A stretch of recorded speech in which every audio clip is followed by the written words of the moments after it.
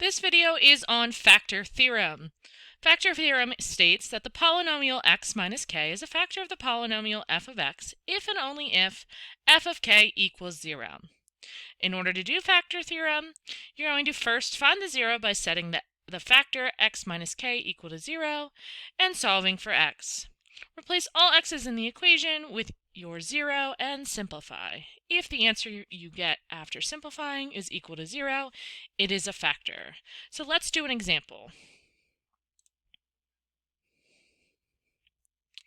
Determine if x plus 1 is a factor of f of x equals 3x cubed plus 5x squared minus 11x plus 3.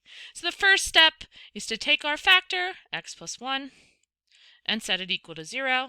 And solve for x. So we're going to subtract 1 on both sides, and we get x equals negative 1. This is my 0.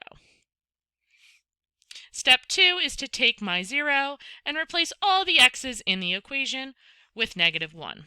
So f of negative 1, this is function notation, equals 3 times negative 1 to the third power plus 5 times negative 1 squared minus 11 times negative 1 plus 3.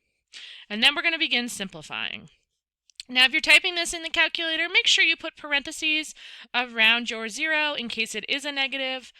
So when you take the exponent is applied to that negative.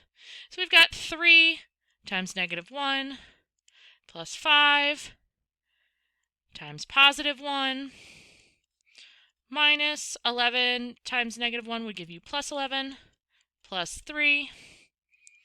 So we've got negative 3 plus 5 plus 11 plus 3, which gives you 16. So f of negative 1 equals 16. Since this is not 0 and 16, this means this is not a factor. So x plus 1 is not a factor. And that's your answer.